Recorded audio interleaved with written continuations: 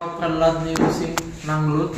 मी राहणार अंबड तालुक्याचा किनगाववाडी, परंतु मी बिझनेसच्या सिलसिल्यामध्ये पिंपळगाव शिरमुलकी इथं माझा गाईचा गोठा आहे.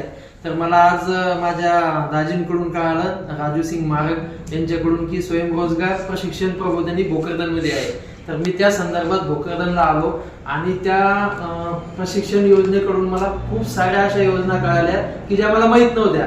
मी एक उद्योजक म्हणून काम करतोय, पण बऱ्याचशा काही अशा गोष्टी होत्या की त्या मला माहीत नव्हत्या.